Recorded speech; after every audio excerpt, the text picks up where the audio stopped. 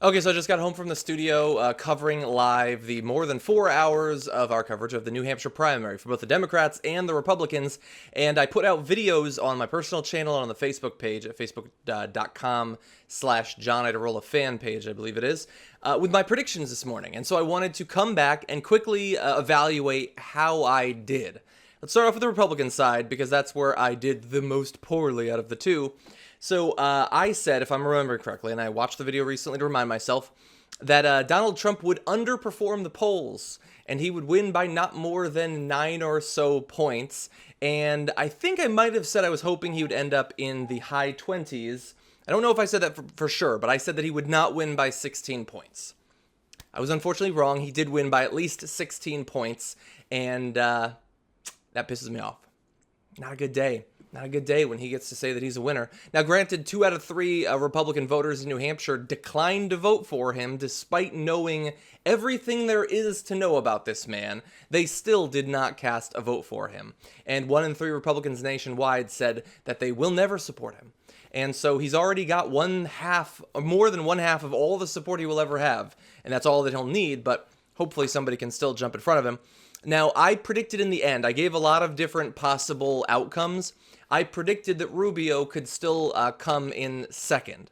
I said that hopefully he could get somewhere in the mid-20s, I believe. I said that, I think I said he might be able to get 20. I also said that I find that very hard to believe, but that's what I think is going to happen, or I hope is going to happen. It did not happen. He ended up with like 10 or 11 points. Now, I said that if that doesn't happen, then we need some of the other candidates like Kasich, Bush, and Cruz, perhaps with an assist from Christie, to end up in the mid to high teens. And we got something like that. Rubio did not do as well as I thought he would.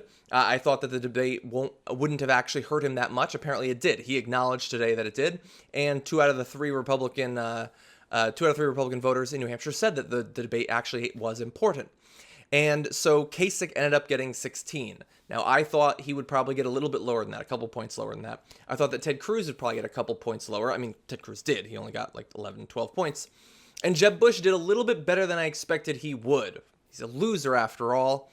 But they all ended up somewhere in that range of 10 to 15 points or so. And unfortunately, none of them could get enough support, or all of them collectively get enough to bring down that Donald Trump average. Or the end result, I should say. And so he did end up with like 34 points, which, look, is much lower than either of the Democrats, of course. And they desperately need on the Republican side. We have to have multiple people drop out. I mean, Ben Carson needs to be gone. Carly Fiorina, gone. Chris Christie, gone. Jeb Bush is not going to drop out, I don't think, not based on the speech that he gave. Ted Cruz isn't going to drop out based on the speech he gave. Kasich certainly isn't going to now. And Marco Rubio is probably going to try to retool, but he is a tool. And so if he does poorly at the next debate, and if he does poorly in the next primary, then he might, or I guess that would be the caucus, he might drop out, which would be great. I don't know if Marco Rubio would do well in South Carolina. I'm hoping that he will not, because Trump is only gathering momentum based on this win, I would imagine. And that means that they need to collect all of those 10 to 14 points that each of those many people have, and they need to put them together into a person who can beat Trump. And that still could happen.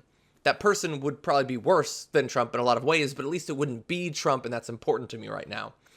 So overall, I still said he was definitely going to win, and so that did happen. I did get that prediction right, although it was like 80% chance likely to happen.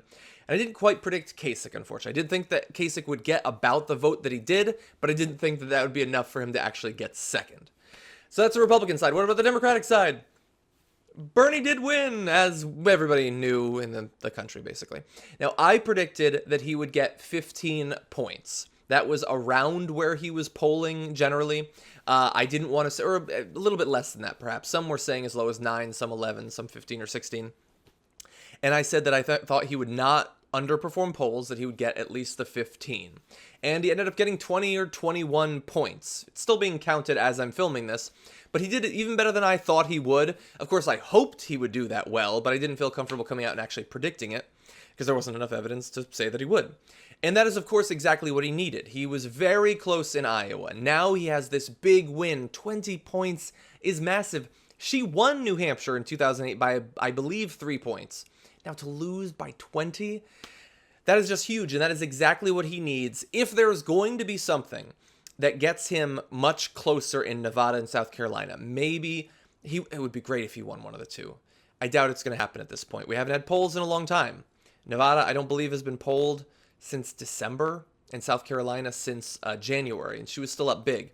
This might not be enough to cut into that. But if anything is going to, this is what it's going to be. And him winning one of those or coming extremely close, much closer than he thought he would, that's the momentum he needs for the next set of elections after that. Now, Hillary gave a speech as if she had won, basically, but I know that internally she is starting to panic. Her speech was very different than it normally has been. She has taken the criticism about Wall Street to heart, not to actually change her behavior, but to change her speeches, and that is certainly something.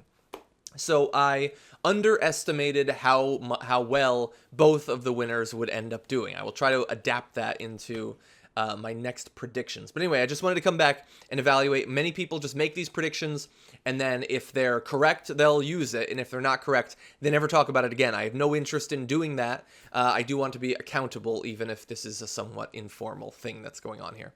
Anyway, let me know what you thought about the New Hampshire primaries on both the Republican and the Democratic side. What do you think is going to come out of this? What is your prediction for Nevada and South Carolina? Post that down below. I'll see you later, guys.